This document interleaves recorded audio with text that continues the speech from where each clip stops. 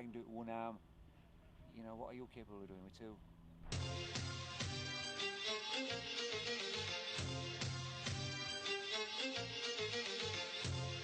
Stephen Robinson is recognised as the only one-armed pilot in the UK. His courage and motivation has inspired others. We decided to visit Stephen at Sherburn Aero Club to listen to his story. I've only got one arm, and I lost that at the age of 18 in a motocross accident. I was a bit of an adrenaline junkie, and I always liked motorbikes, and I got into motorbikes because I was bullied at school and I needed some escapism, and a motorbike was escapism. And I lost my arm at the age of 18. I woke up in hospital and the nurses were telling me I'd lost my arm. I didn't believe them because I could feel it. I didn't know about phantom limb, and it was on an accompanied visit to the toilet. The nurse took me and there was a mirror in the bathroom, and I didn't realise. I looked in the mirror and I noticed that my arm had gone, but all my acne had gone. And I was really pleased that my acne had gone. I was so overjoyed that I wasn't bothered that I'd lost an arm, because my acne had gone, and I'd been bullied for years because of acne. But you know, I walked out of that bathroom and decided that nothing would ever stop me again.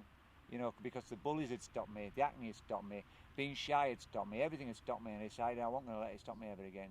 So I left the hospital and I did everything. I got involved in vintage jukeboxes and restored vintage jukeboxes around the world, and old slot machines. In actual fact, my nickname was the One-Armed Bandit, because I used to restore the old One-Armed Bandits. I was 35, and at the age of 35 jukeboxes were getting heavier, and I thought, what am I going to do? My education had suffered at school because I'd only attended 2 days out of 5 because of the bullies. So I decided to go to university at the age of 35.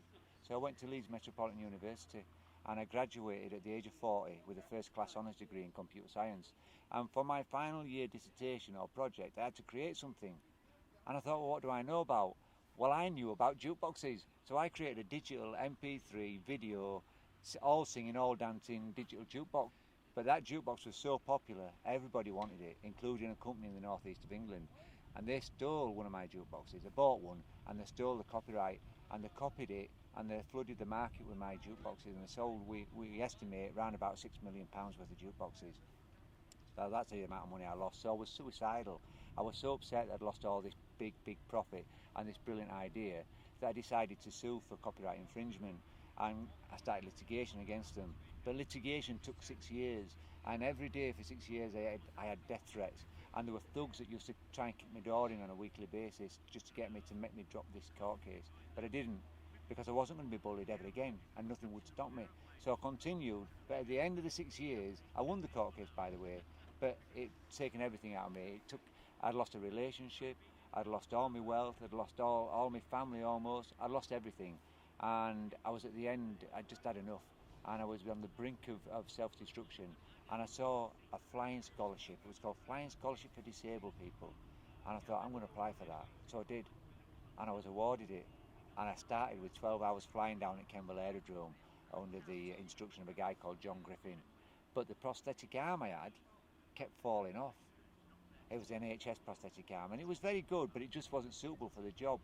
So I went back to Leeds to get a Mark II prosthetic arm made, with some hours remaining in my flying scholarship.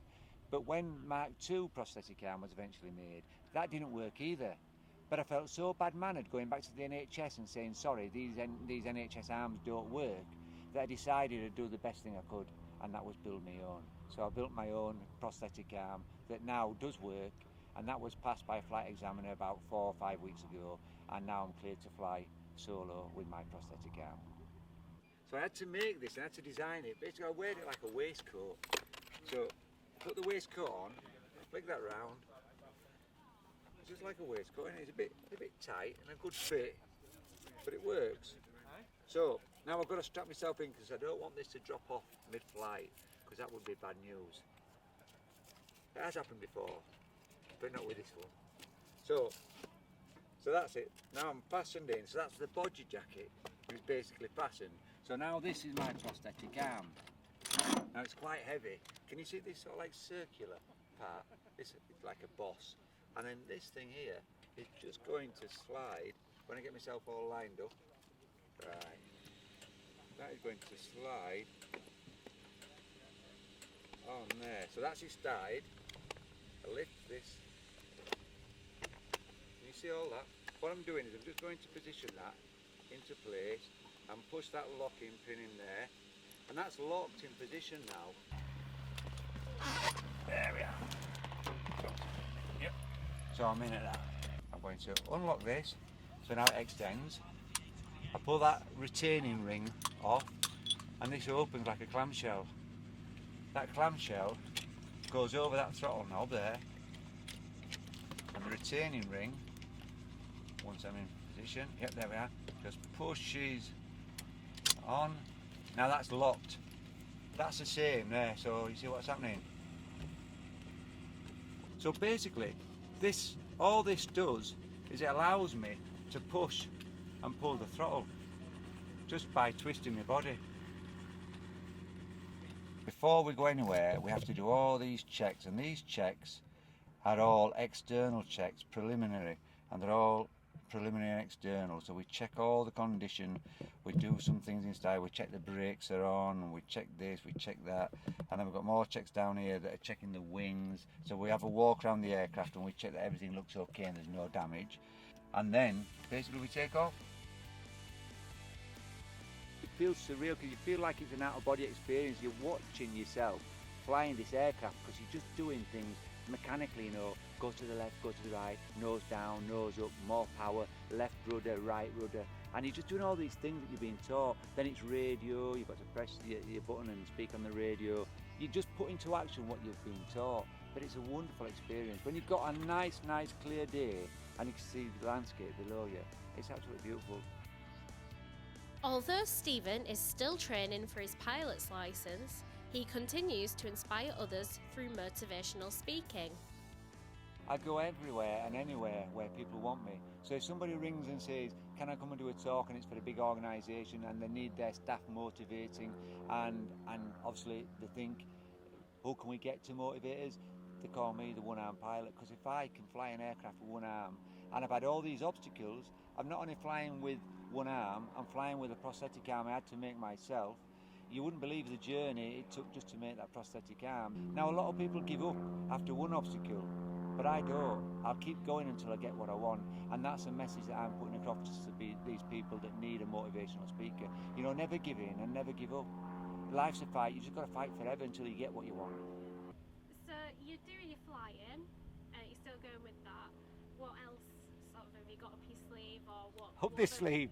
Yeah, I like that one. What have I got up this sleeve? Well, unfortunately I've got nothing up this sleeve, but I have a lot of other tricks up my sleeve. Horse riding, do you know, I like that pun, it worked very well, that. Sorry. No, I like it, you should keep that one in. What else? I do horse riding. I was afraid, two of the main things I was afraid of in life was flying. I needed 2 weeks of hypnotherapy to get in an aircraft to fly to Spain with my friends. And I was afraid of horses because I was attacked by one as a young boy on the fields near where I live. And I decided, if I'm going to be a motivational speaker, preaching to people, you can't be afraid of anything, then you can't just tell people by words. You have to show people by actions, don't you, that you really mean what you're saying. So I decided that I'd prove that you can overcome any fear. And so I started the flying as well, because that was a fear. And I started horse riding. And I now compete in dressage. Last year I came first in the national dressage qualifiers. A couple came to visit me from Spain, and we went out to a nightclub one time and they danced a little bit of salsa, and they were newlyweds and they were in love, and I thought, I wish I could do that. I wish I knew how to sort of like lead a woman to dance instead of being a bit awkward and not knowing what to do, or dancing by myself. So I went and did salsa dancing classes, and I did salsa classes for like 5, 6, 7 years, and I loved it. And it meant that it gave me confidence to be able to dance with a woman and know what to do. And now, since I've done couple dancing, I never want to dance by myself again. I just love dancing. I could spend my life dancing, flying and horse riding. Well, I plan to pass my pilot's licence. There's no doubt about that. I will. I'll just keep going. I'll keep going and keep going. I'm then going to buy an aircraft, and then I'm going to go fly around and visit some different places. And I'm going to visit some of the disabled pilots so I can show them, look, I can do it, and so can you. And I'm just going to go fly around doing some motivational talking, and that's what I really like to do. And even if I don't want to do it, I need to do it just to show them, obviously, it can be done. But you know what happens? They'll say, oh yeah, I didn't think you could do that. But they speak with authority, like they know you can't, but they haven't a clue. What they should say is they should speak with less authority and say, I'm not sure whether you'd be able to do that. But they don't, do they? They talk with authority, you can't do that. And you think, I can, and I'll show you I can. I've got a friend like that, you know. He said, you won't be able to fly an aeroplane with one arm, it's not allowed. It's not allowed, you won't be able to do it. I said, well, you watch this space then. So, to all them disabled people and able-bodied people, don't listen to anybody telling you you can't do it, because I'm telling you you can.